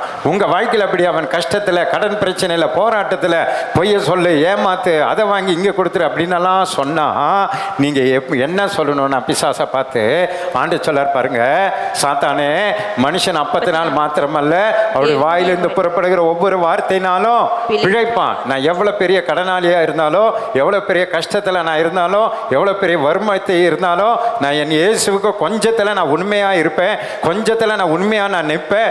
என்னை இந்த இடத்துலேருந்து என்னை இயேசு என்னை தூக்குவார். வசனம் சொல்லியிருக்காரு, உன்னை ஆசீர்வதிக்கவே ஆசீர்வதித்த பெருகவே பெருக பண்ணுவேன்னு சொல்லியிருக்காரு. உன்னை கைவிட மாட்டேன்னு சொல்லியிருக்காரு. உன்னை திக்கற்றக்குள்ள விடேன்னு சொல்லியிருக்காரு. உன்னை நான் வெட்கப்படுத்த மாட்டேன்னு சொல்லியிருக்காரு. வானத்தில் பொக்கிஷசாலியை திறந்த தரேன்னு சொல்லியிருக்காரு. ஒளிப்படுத்த பொக்கிஷ தரேன்னு சொல்லியிருக்காரு. பிசாசே, நீ சொல்கிற மாதிரி நான் ஏமாற்ற மாட்டேன். நான் அந்த கடனை கட்டிடுவேன், இந்த வட்டியை கொடுத்துருவேன், இந்த சீட்டை நான் போட்டுருவேன், நான் வாங்கின உங்களை நம்பிக்கை நான் நிறைவேற்றிடுவேன். அதெல்லாம் நான் செய்ய எனக்கு இயேசு எனக்கு பலன் தருவார். என்னை வெட்கப்பட்டு போக விட மாட்டார். சாத்தானே அப்பாலே போன்னு நீங்கள் சொல்லுங்க. உங்களை பேரை பெருமைப்படுத்துவான்.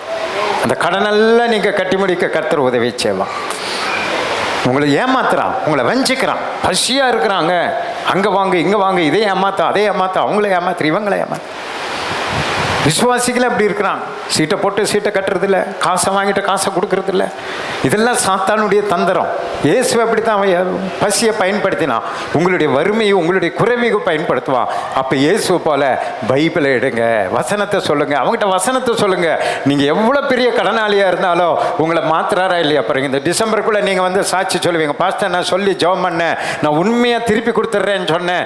நீதிமான் தன் கடனை திருப்பி செலுத்துவான் பிசாசே, நான் எல்லாம் கொடுத்துருவேன், வட்டி அசலாக நான் கொடுத்துருவேன், என் இயேசு எனக்கு தருவாருன்னு சொல்லி ஜெபம் பண்ணி பாருங்க, வசனத்தை சொல்லி பாருங்க. உங்களை கட்ட தூக்கி எடுக்கிறாரா இல்லையா பாருங்க. தூக்கி எடுக்கிறாருன்னு ஒரு அல்லேலூயா சொல்லுங்க. நீங்கள் ஏமாற்றக்கூடாது, மற்றவங்களுக்கு கொடுக்காம இருக்கக்கூடாது, நம்பிக்கை துரோகம் பண்ணக்கூடாது, நம்பி கொடுத்தவங்களை அழ வைக்கக்கூடாது. உயிரை கொடுத்தாங்களே அதை திருப்பி செலுத்துறேன் நீங்கள் சொல்லி பாருங்க. கர்த்தர் அதை கொடுக்கும்படிக்கு கர்த்தர் உங்களுக்கு உதவி செய்வா, உங்களுக்கு அற்புதத்தை செய்வா, உங்களுக்கு அதிசயத்தை செய்வா. அதுதான் வசனம். அப்போ வசனத்தை கொண்டு சாத்தான் உங்களை சோதிக்கும் பொழுது வசனத்தை கொண்டு ஜெயிக்கணும். ரெண்டாவது, இயேசுவை பெருமையில் சோதிச்சான். என்னது? மேலேருந்து குதிங்க, தேவ தூதர் வந்து உங்களுக்கு பிடிப்பாங்கன்னு சொன்னால் வசனத்தை சொன்னான். அவன் வசனத்தை சொன்னான், மேலேருந்து குதிங்க. ஆண்டு குதிக்க முடியுமா? முடியாதா? தாராள குதிக்கலாம். ஆண்டு குதிக்கல, அவனுக்கு கீழ்ப்படியக்கூடாது. அவன் சொல்றதுக்காக பெருமைப்படுத்தக்கூடாது. நான் பெரிய வல்லமையுள்ள ஊழியக்காரன் நான் சொன்னப்போ அப்படியெல்லாம் பண்ணக்கூடாது. தேவை இருக்கும்போது தான் ஜெபம் பண்ணணும். அற்புதம் நடக்கணும்னா அப்போ தான் ஜெபம். சும்மா மேஜிக் மாதிரிலாம் பண்ணக்கூடாது. ஆண்டு என் கூட இருக்கிறாருன்றெல்லாம் குதிக்கக்கூடாது. அப்படிலாம் குதிச்சா நம்ம செத்து போயிடுவோம். இப்போ வேதம் சொல்லுகிறது, உங்களுக்கு யாராகிலும் பாய்சனையே கொடுத்தா கூட நீங்கள் என்ன ஆக மாட்டீங்க, சாக மாட்டீங்கன்னு சொன்னார். பவுலை வந்து அப்படியே வந்து என்ன பண்ணிச்சு, பாம்பு கடிச்சது. ஆனால் அவன் சாகலை. அதுக்காக அப்புறம் பவுல் சாகலை, அப்புறம் பாய்சன் குடித்தாலும் சாக மாட்டேன்னு பைபிள் சொல்லுது. நான் இருங்க உங்கள் முன்னாடி ஒரு பாட்டில் குடிக்கிறேன்னு குடித்தா இது சாவமா சாக மாட்டோமா? சாவோம். ஏன்னு சொன்னால் அறியாமல் நடக்கிறது வேற, வேணும்னு செய்யக்கூடாது. ஆனால் இவன் வேணும்னு செய்ய சொல்கிறான்.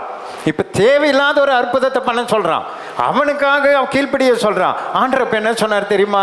பொல்லாத பிசாசே, ஒருவரும் தேவனை என்ன பண்ணக்கூடாது, பரீட்சை பார்க்கக்கூடாது. தேவை இருக்கும் மொத்தம் அற்புதத்துக்காக ஜெபம் பண்ணோம். சும்மா கடவுள் என்கிட்ட இருக்கிறாரு நான் குதிக்கிற பாரு ஒன்றும் ஆகாதுன்னா அவ்வளோதான், செத்து போக வேண்டியதான். அப்படி இல்லை, நம்ம முட்டாள்தனமாக எதுவும் நம்ம பண்ணி விடவே கூடாது. காலையில் கூட நான் சொன்னேன், பாலியங்குச்சா சர்ச்சில் இப்படித்தான் என்னை போல பயங்கரமாக விசுவாசத்தை பெருத்த ஒரு நாள் அவர் பேசிட்டார். கடல் மேலே இயேசு நடந்தார், காற்றைய கடல் அமைதல் படுத்தினார், அது இதுன்னு சொன்னேன். 4 பிள்ளைங்க சர்ச்சு முடிச்ச வந்த வேகத்தில் அவங்க ஒரு ஆற்றை கடந்து போகணும். பாலத்து மேலே நடக்காம பார்த்து சொன்னார், கடல் மேலேயே நடக்கலாம் நம்ம சொன்னார், வா இந்த ஆற்று மேலே நடக்கலான்னு தண்ணியில் இறங்கிடுச்சு. அவ்வளோதான், இறங்கினா 4 போய் செத்து போச்சுங்க. இதுதான் பரீட்சை பாராது இருப்பாயாக. இதுதான் அவர் சொன்னார். இயேசு சொன்னார், பொல்லாத பிசாசே, ஒருவரும் தேவனை என்ன பண்ணக்கூடாது, பரீட்சை பண்ண, அப்படிலாம் செக் பண்ணக்கூடாது. அப்படி நடக்க வேண்டிய சூழ்நிலை இருந்தால் நம்ம நடத்துவார். அப்படிப்பட்ட நிலைமை இருக்கும்போது நம்மளை தூக்கி கொண்டே போய் அந்த பக்கம் விடுவார். ஆனால் அதுக்காக போய் சும்மா நம்மளே போய் விழுந்து ஆண்டவருக்கான செத்து போயிடுவேன் அப்படின்னு, அதுதான். அதுபோல் உங்களுக்கு அந்த பெருமையை உண்டு பண்ணுகிற சூழ்நிலை சாத்தான் கொண்டு வரும் பொழுது நிறைய நேரம் நமக்கு கொண்டு வரல, நான் கொண்டு வருவான். அந்த நான் என்று கொண்டு வர நேரத்தில் நீங்கள் இயேசுவை போல இந்த வசனத்தை பிசாசுக்கிட்ட சொல்லுங்க. பொல்லாத பிசாசே, என்னுடைய பலத்தினாலும் அல்ல பராக்கிரமத்தினாலும் அல்ல, தேவனுடைய ஆவியானவரால் நான் ஓடுறேன். நான் பலவீனம் உள்ளவன், என்கிட்ட எத்தனையோ பலவீனம் இருக்குது. இந்த பலவீனத்திலும் என் இயேசு எனக்கு பலனை தந்து அவருடைய பலத்தினாலே தான் நான் இதை பண்ணுறேன். ஆனால் நீ சொல்கிறதெல்லாம் நான் பண்ண முடியாது, உன்ன மாதிரி பெருமையெல்லாம் நான் பண்ண முடியாது, நீ சொல்கிறதுக்காக நான் பெருமை பேச முடியாது சொல்லி நம்மை தாழ்த்தணும், நம்மை அடக்கணும். அதுதான் அடக்கணும். நம்ம அடக்கும் பொழுது தாழ்த்தும் போது ஆண்டு சொல்லாரு, தாழ்மை உள்ளவருக்கு கர்த்தர் என்ன அளிக்கிறார்? கிருபை அளிக்கிறார். கரங்களை தட்டி ஆண்டவர் சந்தோஷப்படுத்துங்க. மூணாவது, ஆண்டவரை பிசாசு எதுல சோதித்தான்னு சொன்னா, மேலே போய் உலகத்தையே காண்பித்தான். உலகம் ஆசை, பணம், பொருள், வீடு, காரு, இதெல்லாம் நம்ம காட்டுறான். பாரு, இதெல்லாம் நான் உனக்கு கொடுத்துட்றேன், நீ வாங்குறான். நீ இயேசு விட்டுட்டு என்கிட்ட வான்னு சொல்லி நம்மகிட்ட சொல்லுவான். உலக பொருளுக்காக, உலக ஆசை இச்சைகளுக்காக நாம் என்ன பண்ணிடக்கூடாது? பிசாசுக்கு அடங்கிடக்கூடாது. அவன் உலகத்தையே தர ஆண்டவரை, நீங்கள் ஒரே விஷயம் என்ன காலில் விழுந்து என்ன பண்ணிருங்க? வணங்கிருங்கன்றான். அவன் கடவுள் ஆகிறனும், இவரை சாதா டம்மி ஆக்குறதுக்காக ஆண்டவர் தெளிவாக சொன்னார், அப்பாலே போ சாத்தானே, ஆண்டவருடைய தவிர வேறு யாருடைய காலில் என்ன பண்ணக்கூடாது? விழக்கூடாது, ஓடிப்போ, அப்பாலே போ சாத்தானேன்னு சொல்லி வசனத்தை கொண்டு ஜெயித்தா. இன்னைக்கு பணம், பொருள், ஆஸ்தி, அந்தஸ்து உங்கள் வாழ்க்கையில் பெருகும் போது ஆண்டவர் சொல்லாரு, ஐஸ்வர்யம் பெருகும் பொழுது உன் இருதயத்தை அதன் மேல் வைக்காதே. அது நம்முடையது அல்ல, அது நமக்கு ஜீவன் அல்ல, அது நம்மளை தப்புவிக்காது, அது நம்மை காப்பாற்றாது. பாரு, கோடி கோடி பணம் நம்மகிட்ட இருக்கலாம். இந்த வெயில் மட்டும் இன்னும் 1 மாதம் அப்படியே நீடிச்சுச்சுன்னா நம்ம பணத்தை சாப்பிட முடியுமா? நகையை சாப்பிட முடியுமா? எல்லாத்தையும் தூக்கி ஒரு நாள் வீதியில் வீசுவாங்கன்னு பைபிள் சொல்லுது. அப்படிப்பட்ட பஞ்ச காலங்களெல்லாம் வந்துடும். அப்போ பணம், பொருள், ஆஸ்தி, அந்தஸ்து எதுவுமே நம்முடைய ஜீவன் ஆகாது. எல்லாம் நமக்கு இயேசு மட்டும்தான் ஜீவனாய் அன்றைக்கு இருப்பார். அல்லேலூயா. அதனால் அவன் என்னத்த பணத்தை, பொருளை கோடி தரேன்னு சொன்னாலோ அந்த பிசாசுக்கு மயங்கிறாதீங்க. அவன் நம்மை விழச் செய்யும்படி சோதிக்கிறான், நம்முடைய தீமைக்காக சோதிக்கிறான், நம்மை நரகத்துக்கு கொண்டு போகும்படி சோதிக்கிறான், நம்மை அழிக்கும்படி சோதிக்கிறான். அவனுடைய பேரே என்னது? திருடன், திருடவும் கொல்லவும் அழிக்கும் வருகிறார் அண்டி வேறு ஒன்றுக்கு வரான். அதனால எவ்வளவு பெரிய ஒரு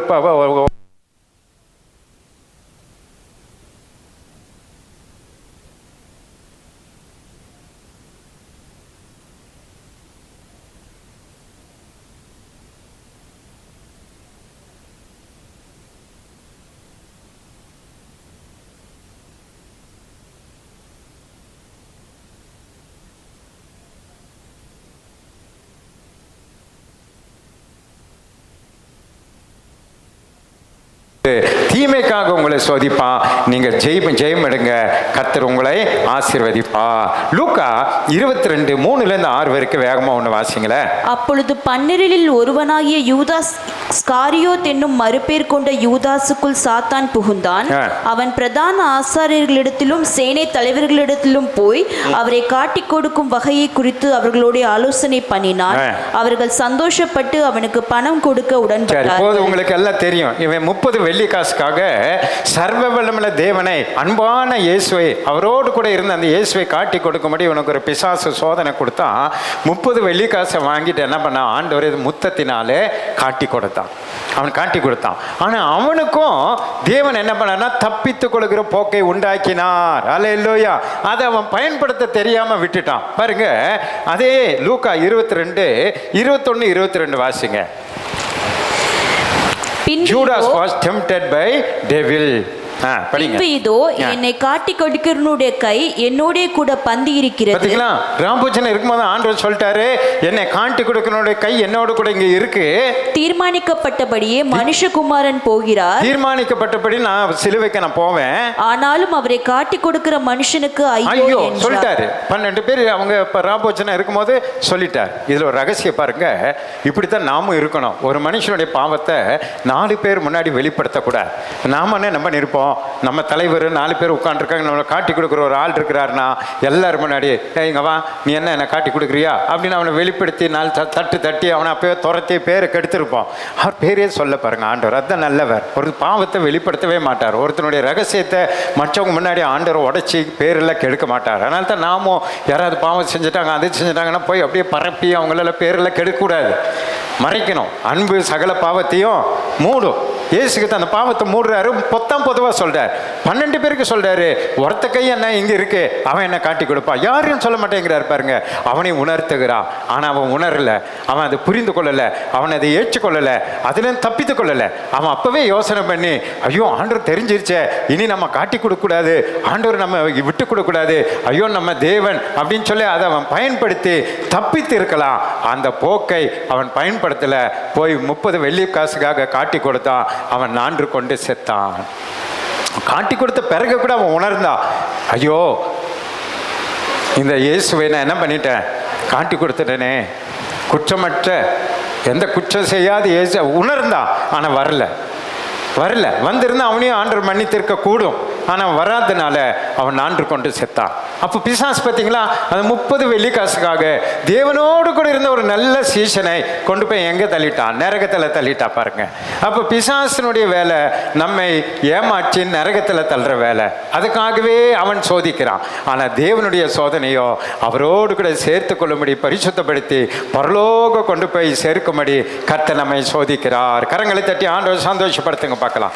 அடுத்தது பேதுருனுடைய வாழ்க்கையில் பாருங்க, பேதுருவை ஆண்டவர் சோதித்தார். லூக்கா 22:31-34 வரைக்கும் பிசாசு அவனை சோதித்தான். அவனுக்கு ஒரு சான்ஸ் கொடுத்தாரு பாருங்க.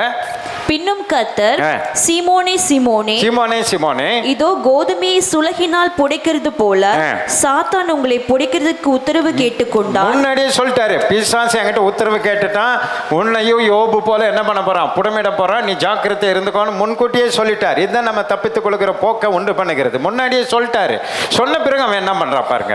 நானும் உன் விசுவாசம் ஒளிந்து போகாதபடி உனக்காக வேண்டிக் கொண்டேன். விசுவாசம் ஒளிந்து போகாத நானும் உனக்காக ஜெபம் பண்ணிட்டு இருக்கிறேன். நீ குணப்பட்ட பின்பு உன் சகோதரை ஸ்திரப்படுத்து என்றார். குணப்பட்ட பிறகு நீ என்ன பண்ண, சகோதரி ஸ்திரப்படுத்து அப்படின்னு சொல்லி பிசாசு அவன் மேல கண் வைத்திருக்கிறான்றத சொல்லிட்டாரு. இவன் அதுக்கப்புறம் ஜாக்கிரதையா இருக்கணும். இல்ல இப்போ லூக்கா 22:54 வரும்போது என்ன பண்றா பாருங்க. அவர்கள் அவரை பிடித்த பின்பு பிரதான ஆசாரியருடைய வீட்டில் கொண்டு போய் விட்டான். பேதுருவும் தூரத்தில் பின் சென்றான். அவர்கள் முற்றத்தின் நடுவே நெருப்பை மூட்டி அதை சுற்றி உட்கார்ந்திருந்த போது இயேசுவை பிடிச்சிட்டு போன உடனே இவன் நேரம் அங்க வந்து உட்கார்றா பாருங்க. சங்கீதம் 1 ஆண்டவர் என்ன சொன்னாரு, பாவிகள் பரியாசகர் உட்கார இடத்துல உட்காராமலும் அழகா சொன்னாரா. இவன் நேரம் அங்க வந்துட்டான். ஏற்கனவே எச்சரித்திருக்காரு, உன் மேல பிசாசு கண்ணு வச்சிருக்கிறான், நீ வராத, சேவல் 3 முறை கூவுறதுக்குள்ள நீ என்ன பண்ணுவ, மறுதளிப்பேன்னு சொல்லி எச்சரித்து வைத்திருக்கிறார். அங்க வந்து உட்கார்ந்துட்டான். என்ன நடந்து வேகமா வாசிங்க. அப்பொழுது ஒரு வேலைக்காரி அவனை நெருப்பண்டையில் உட்கார்ந்திருக்க கண்டு, பாருங்க இவ்வளோ வைராக்கமா வீரனா வந்தா, நீர் செத்தா நானும் சாகிறேன்னு சொன்னால், உங்களை சிலுவையில் அறிஞ்சா நானும் சாகிறேன்னு வந்தாலே அங்க ஒரு வேலை அங்க பெருக்கிற ஒரு அம்மா இவனை எங்கேயோ பார்த்த மாதிரி இருக்குதே அப்படின்னு சொல்லுது. சொன்னோன்னு என்ன சொல்ற பாருங்க. அவனை உற்று பார்த்து இவனும் அவனோடு இருந்தான் என்றால், இயேசுவோடு கூட இவனும் இருந்தான்னு சொன்ன உடனே அதற்கு அவன், ஸ்திரீயே அவனை அறியேன் என்று மறுதளித்தான். பாத்தீங்களா, இதான் ஆண்டவர் எச்சரிக்கும் போது அதை மீறி நம்ம போகக்கூடாது. நம்முடைய பலத்தினாலும் பராக்கிரமத்தினாலும் ஒன்றும் செய்ய முடியாது. வாங்க போகாத வராதுன்னு நம்ம கம்முன்னு இருக்கணும், தோத்திரம் பண்ணிட்டு இருக்கணும். நான் பார்த்துடுற ஆண்டவரை, நான் போயிடுற ஆண்டவரை, நான் அப்படிலாம் சொல்லக்கூடாது. போய் தோத்துட்டா பாருங்க. இப்ப முதல் மறுதளிச்சுட்டான். ரெண்டாவது ஒரு மனுஷன் வந்து சொல்றான், அவங்கிட்ட என்ன சொல்றாரு, சற்று நேரத்துக்கு பின்பு வேறொருவன் அவனை கண்டு, நீயும் அவர்களில் ஒருவன் என்றான். நீயும் அங்க இயேசுவோடு கூட சீசல ஒருத்தன்னு சொன்னா. அதுக்கு பேதுரு, மனுஷனே நான் அல்ல என்றான். பாருங்க, வீரனா போன மனுஷன் கோழையா நான் இல்லைங்கிறான். அடுத்தது ஏறக்குறைய 1 மணி நேரத்துக்கு பின்பு மறுபடியும் 1 மணி நேரம் அங்கேயே உட்கார்ந்துட்டு இருக்கிறான். இன்னும் உணர மாட்டேங்கிறான். 1 மணி நேரம் அங்கேயே உட்கார்ந்துட்டு இருக்கிறான். மெய்யாகவே இவனும் அவனோடு இருந்தான், இவன் கலிலேயன் தான் என்று சாதித்தான். அவன் எப்படியாகல பிசாசு எங்க கொண்டு போகணும், நரகத்துக்கு யூதாசு போல கொண்டு போகணும். ஏன்னா ஆண்டவர் இவன் மேல ஒரு தீர்க்க தரிசனம் சொல்லியிருந்தாரு, இந்த கல்லின் மேல என் சபையை கட்டுவேன், பாதாளத்தின் வாசல்கள் உன்னை அப்படின்னு ஒரு திட்டம் வச்சிருக்காரு. திட்டம் வச்ச இவனையும் யூதாசை போல நரகத்துக்கு கூட்டு போகணும்னு சொல்லி இப்ப 3வது முறை மறுபடியும் மறுதளிக்க வச்சான். என்ன நடந்தது பாருங்க. அதற்கு பேதுரு, மனுஷனே நீ சொல்லுகிறதை அறியேன் என்றான். என்ன பொய் சொல்ற பாருங்க. இயேசு தெரியாது. இன்னொரு இடத்துல சுவிசேஷத்துல நீங்க வாசிங்கன்னா, சபித்து சத்தியம் பண்ணான் இருக்கும். சபிக்கிறான் ஆண்டவரே, அவரு யாருன்னு சபிக்கிறான்னு என்ன சொல்லியிருப்பான்னு தெரியல. அவரே தெரியாது எனக்கு. நீ என்ன பைத்தியமா உனக்கு, அவருக்கு எனக்கு என்ன சம்பந்தம், நான் சும்மா வேடிக்கை பார்க்க வந்து சபித்து சத்தியம் பண்றான். சத்தியமா தெரியாது இயேசுவேன்னு சொல்றான். அப்படிப்பட்ட பாவம் செய்யறான். செஞ்ச பிறகு என்ன நடக்குது பாருங்க. அவன் இப்படி சொன்ன உடனே சேவல் கூவிச்சு. உடனே சேவல் கூவுது. அதனால தான் என்னைக்குமே ஆண்டவர் சொன்ன தீர்க்க தரிசன வார்த்தைகளை மறக்கவே கூடாது. இயேசு வருகிறார், இந்த இதெல்லாம் அக்கினிக்கு இரையாக வைக்கப்பட்டிருக்கிறது, பஞ்சம் வருது, இயேசு வருகிறார், இதெல்லாம் நம்ம மறக்கவே கூடாது. வந்த பிறகு சேவல் கூவுற மாதிரி இது கூவும். சேவல் கூவுற மாதிரி நெருப்பு எரியும். சேவல் கூவுற மாதிரி கொள்ளை நோய் வரும். அன்னைக்கு இவர் மாதிரி திருன்னு முழிக்க கூடாது. என்னைக்குமே தீர்க்க தரிசனமாய் முன்கூட்டி சொல்லப்பட்டிருக்கிற வார்த்தையை மைண்டில் வச்சுட்டே நம்ம வாழணும். இது வருது வருது வருது, இயேசு வராருன்னு அப்படியே கவனத்தில் இருக்கணும். திடீர்னு கோழி கூவுற மாதிரி வந்த பிறகு ஐயோ வந்துட்டாருன்னு பேதுரு மாதிரி முழிக்க கூடாது. அவனுக்கு ஒரு வாய்ப்பு. அவர் பேதுரு அந்த கோழி கூவன உடனே அவன் என்ன பண்ண பாரு, உணர்வடைந்தான். படிங்க. அப்பொழுது கர்த்தர் திரும்பி பேதுருவை நோக்கி பார்த்தார். அப்ப ஆண்டவர் அப்படியே அவனை பாவமா பார்க்கிறாரு. நான் அவ்வளோ சொன்னேனடா, நீ நம்பல, வார்த்தையை நம்பல, வந்து என்ன மருது அப்படியே பாவமா பார்க்கிறாரு. பார்த்த உடனே சேவல் கூவுகிறதுக்கு முன்னே நீ என்னை 3 தரம் மறுதலிப்பாய் என்று கர்த்தர் தன்னிடத்தில் சொன்ன வசனத்தை உடனே பேதுரு நினைவு கூர்ந்து. அப்போ உடனே இப்பதான் ஞாபகம் வருது. அதனால தான் என்னைக்குமே தீர்க்க தரிசனத்தை பின்னாடி யோசிக்க கூடாது, தீர்க்க தரிசன வார்த்தை என்னைக்குமே முன்னாடி யோசிக்கணும். புரியுதுன்னு ஒரு அலையிலேயே சொல்லுங்க. அதனால பைபிள் இருக்கிற தீர்க்க தரிசனத்தெல்லாம் தியானிங்க. இந்த கடைசி காலத்துல வெயில் இப்படி மண்டையை பொழக்குத, இது பைபிள் என்ன சொல்லுது, நீ என்ன நடக்க போகுது, இயேசு எப்போ வர போறாரு, அதையே நீங்க தியானித்து கொண்டிருக்கணும். இந்த கோழி கூவுற வரைக்கும் தூங்கிட்டு இருந்தா இந்த பேதுரு போல இருக்கக்கூடாது. திடீர்னு வந்துடும், ஒன்றும் பண்ண முடியாது நாம. அதனால தான் தீர்க்க தரிசனம் வரத்தை நம்ம கவனமா இருக்கணும். இப்போ இவன் முழிக்கிறான், ஐயோ கோழி கூவிரிச்சே, சொன்ன மாதிரியே பண்ணிட்டனே அப்படின்னு சொல்லிட்டு என்ன பண்றான், வெளியே போய் மனம் கசந்து அழுதான். இப்போ கரெக்டா மனம் கசந்து அழுதான். இவன் நேர யூதாசை போல நான்று கொண்டு சாகல, போய் அழுது ஜெபம் பண்றான். அழுதான். ஆண்டவர் என்ன பண்ணார், அவனை மன்னித்து மறந்து மீண்டும் எழுந்து பிரகாசிக்க பண்ணினார். கரங்களை தட்டி ஆண்டவர் சந்தோஷப்படுத்த பார்க்கலாம். இப்போ தேவன் சோதிப்பதற்கும் பிசாசு சோதிப்பதற்கும் வித்தியாசம் புரியுது என்ற ஒரு அலையிலேயே சொல்லுங்க. தேவன் உங்களை எதுக்கு சோதிக்கிறாரு? உங்களுடைய நன்மைக்காக, நம்முடைய நன்மைக்காக தேவன் சோதிக்கிறார். நம்ம ப்ரமோஷன் கொடுக்க சோதிக்கிறார், உங்களை உயர்த்த சோதிக்கிறார், உங்களை பரலோக கொண்டு போக சோதிக்கிறார், பரிசுத்தப்படுத்த சோதிக்கிறார், பேரை பெருமைப்படுத்த சோதிக்கிறார். இதுக்கு தான் ஆண்டவர் சோதிக்கிறார். பிசாசு எதுக்கு சோதிக்கிறான்? நான்று கொண்டு சாக வைக்கிறான். திருடவும் கொல்லவும் அழிக்க வருகிறான் என்று வேறு ஒன்றுக்கு வர ஏமாற்றி நரகத்தை கொண்டு போக அவன் சோதிக்கிறான். அதனால் இந்த 2 சோதனையிலும் நீங்கள் கரெக்டாக கவனமாக இருந்து அதில் நீங்கள் ஜெயம் எடுத்தீங்கன்னா கர்த்தர் உங்கள் பேரை பெருமைப்படுத்துவார். ஹல்லேலூயா. 3வது சோதனை, தங்களை தாங்களே சோதித்து பாவம் இச்சை உண்டாக்கி அதை அவங்களுக்குள்ளேயே வளர்த்து அது குழந்தையை போல பெற்றெடுத்து நிறைய பேர் பாவத்தில் விழுந்து நரகத்துக்கு போகிற ஒரு கூட்டம் இருக்குது. அது பிசாசுக்கும் சம்மந்தம் இல்லை, ஆண்டவருக்கும் சம்மந்தம் இல்லை, இவங்களே உருவாக்குறது. இவங்களுக்குள்ளேயே அதை நினச்சி பழைய பாவங்களை நினைச்சு அதில் விழுந்து நரகத்துக்கு போகிற ஒரு கூட்டம், அது வேற. அது 3வது சோதனை. ஆனால் இந்த 2 சோதனையை நீங்கள் தெரிந்து கொள்ளுங்க. தேவன் உங்களுடைய நன்மைக்காக சோதிக்கிறா, பிசாசு நம்ம நரகத்துக்கு கொண்டு போகும்படி சோதிக்கிறா. இந்த 2 சோதனைகளை நீங்கள் கவனமாய் தியானித்து தீர்க்க தரிசன வசனங்களை நினைவில் வைத்து பேதுரு போல கோழி கூவுற வரைக்கும் வெயிட் பண்ணாமல் முன்னாடியே தெரிந்து இயேசுவின் வருகைக்காக நாம் காத்திருப்போம். இயேசு சீக்கிரம் வரப்போகிறார். சரி, ஒரு அலையிலையா சொல்லுங்க பார்க்கலாம். அப்படியே எழுந்த நிலைங்க. பாஸ்டர்மா ஜெபம் பண்ணி திருவிருந்துக்கு நேரம் நம்ம கடந்து செல்லும். Thank you Jesus. நன்றி செலுத்துகிறோம் அப்பா.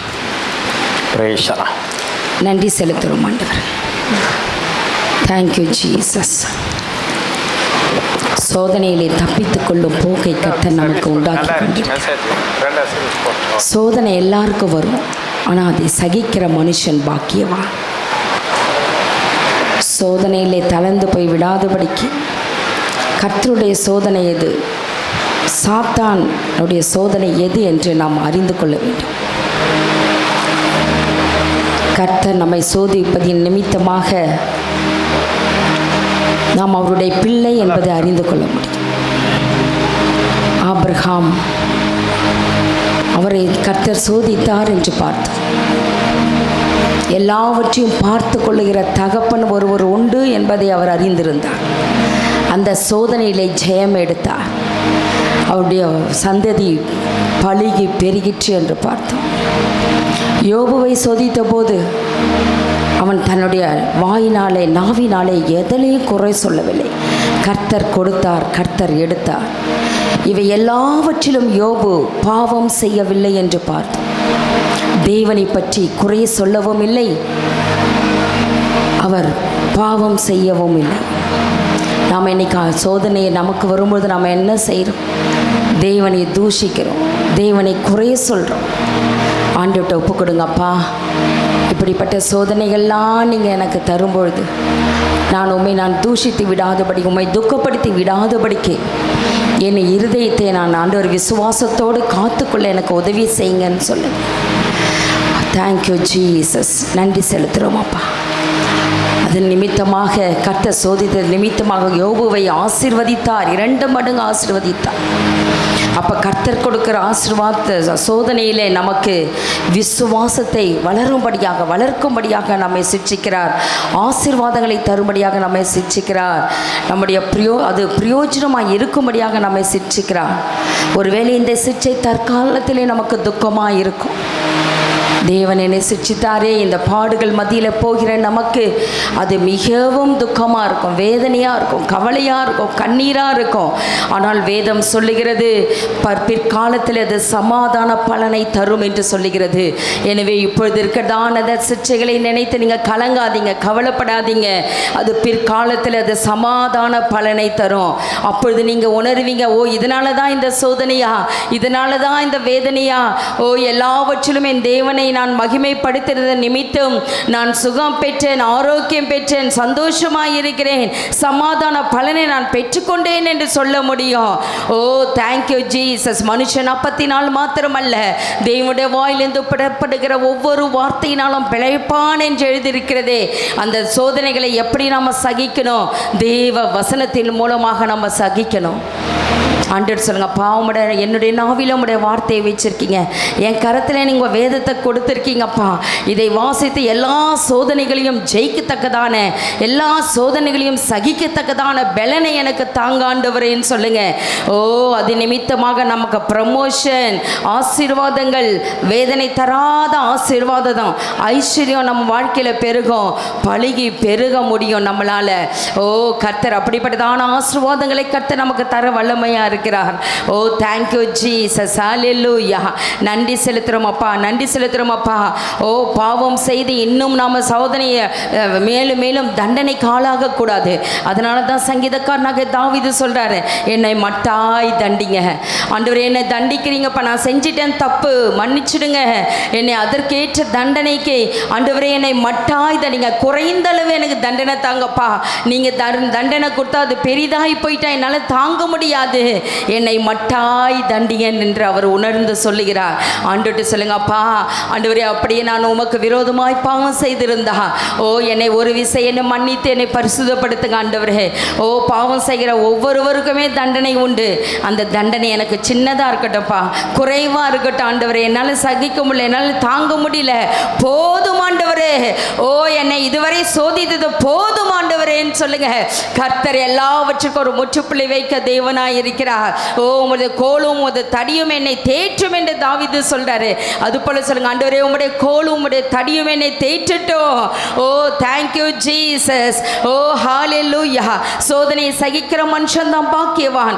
ஆண்டவருடைய வார்த்தை சொல், நான் உங்களை திக்கற்றவர்களாய் விடேன் என்று சொன்ன கர்த்தர் நம்மை ஒரு நாளும் அவர் கைவிடுகிற தேவன் அல்ல, நம்மை நினைக்கிற தேவன். ஓ அவருடைய உள்ளத்துல, ஓ அவருடைய கண்கள் நம்ம மீது நோக்கி கொண்டு இருக்கிறது. ஓ தேங்க்யூ ஜீசஸ். அவர் திராணிக்கு மிஞ்சி நம்மை சோதிப்பதல்ல, நம்முடைய திராணி என்ன என்று அறிந்திருக்கிறார். நமக்கு எந்த அளவு பலன் இருக்கிறது என்பதை அவர் அறிந்திருக்கிறார். ஓ இதுக்கு மேலே என் பிள்ளை சோதனை தாங்க மாட்டான், இதுக்கு மேலே தாங்க மாட்டாள் என்பதை அவர் அறிந்த தேவன் நம்முடைய தேவன். Thank you Jesus. ஆண்டோட வார்த்தை சொல்லுகிறது, நீ பயப்படாதே, நான் உன்னோடு கூட இருக்கிறேன், திகையாதே, நான் உன் தேவன், நான் உனக்கு சகாயம் வரப்பண்ணி நீதின் வலது கரத்தில் உன்னை தாங்குவேன் என்று சொன்ன கர்த்தர் இந்த காலை வேளையில் ஓ நம் ஒவ்வொருவரையும் தாங்க அவர் பலன் உள்ளவராய் இருக்கிறார். எல்லாவற்றையும் பார்த்துக்கொள்ள அவர் பலன் உள்ளவராய் இருக்கிறார். ஓ ஜீசஸ், நன்றி செலுத்துறோம் அப்பா.